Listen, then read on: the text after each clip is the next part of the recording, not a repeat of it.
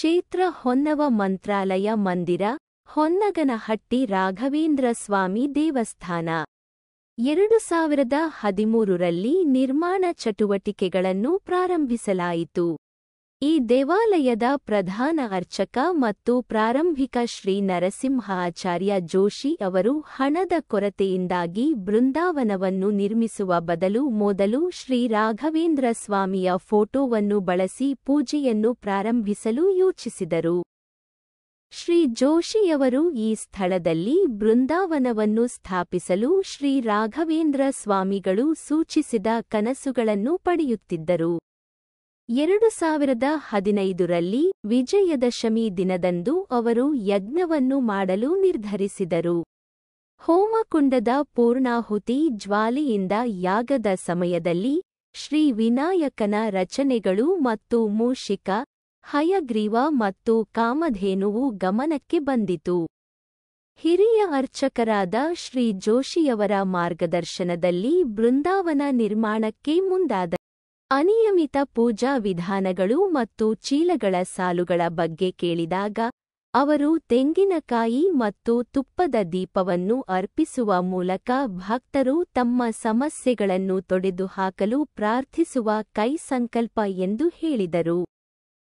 ಭಕ್ತರು ತಮ್ಮ ತೆಂಗಿನ ಚೀಲವನ್ನು ಗಣಪತಿಯ ಮುಂದೆ ಇಟ್ಟು ಅವರ ಯೋಗಕ್ಷೇಮಕ್ಕಾಗಿ ಪ್ರಾರ್ಥಿಸಬೇಕು ಮತ್ತು 21 ತುಪ್ಪದ ದೀಪವನ್ನು ಬೆಳಗಿಸುವ ಭಕ್ತರು ಗಣಪತಿಗೆ 8 ಪ್ರದಕ್ಷಿಣೆಯನ್ನು ತೆಗೆದುಕೊಳ್ಳಬೇಕು.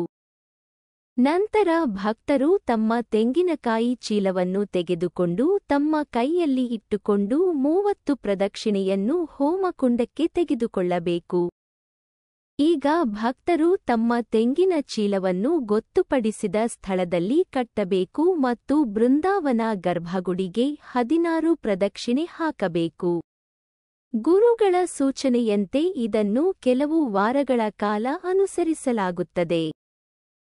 ಪ್ರಸಾದ ರೂಪದಲ್ಲಿ ಉಚಿತ ಊಟವನ್ನು ನೀಡಲಾಗುತ್ತದೆ. ದೇವಾಲಯವು ಬೆಳಗ್ಗೆ 6:30ರಿಂದ ಸಂಜೆ 8ರವರೆಗೆ ತೆರೆದಿರುತ್ತದೆ. ಒಟ್ಟಾರೆಯಾಗಿ ಭೇಟಿ ನೀಡಲು ಮತ್ತು ಸುತ್ತಮುತ್ತಲಿನ ಸಂಸ್ಕೃತಿಯನ್ನು ತಿಳಿದುಕೊಳ್ಳಲು ವಿಶಿಷ್ಟವಾದ ತಾಣವಾಗಿದೆ. ಶ್ರೀನಿವಾಸ ದೇವರು, ನರಸಿಂಹ ದೇವರು, ಪಂಚಮುಖಿ ಪ್ರಾಣದೇವರು ಮತ್ತು ನಮ್ಮ ಪ್ರೀತಿಯ ರಾಯರು ಇರುವ ಅಪರೂಪದ ಮಠ. ಈ ಸಂಯೋಜನೆಯನ್ನು ಹೊಂದಿರುವ ಯಾವುದೇ ಸ್ಥಳವೂ ಜಗತ್ತಿನಲ್ಲಿ ಇಲ್ಲ ಎಂದು ನನಗೆ ಹೇಳಲಾಯಿತು. ರಾಯರನ್ನು ನಂಬುವ ಪ್ರತಿಯೊಬ್ಬರೂ ಭೇಟಿ ನೀಡಲೇಬೇಕು. ದೇವಾಲಯವು ಎಲ್ಲಾ ಭಕ್ತರಿಗೆ ಪ್ರಸಾದವನ್ನು ನೀಡುತ್ತದೆ. ಭಕ್ತರು ತಾವೇ ಪ್ರಸಾದ ತೆಗೆದುಕೊಳ್ಳಬೇಕು. ತೆಂಗಿನಕಾಯಿ ಕಟ್ಟುವುದು ಮತ್ತು ತುಪ್ಪದ ದೀಪವನ್ನು ಹಚ್ಚುವುದರಿಂದ ಎಲ್ಲಾ ಕರ್ಮಗಳು ಮಾಯವಾಗುತ್ತವೆ ಎಂದು ಹೇಳಲಾಗುತ್ತದೆ.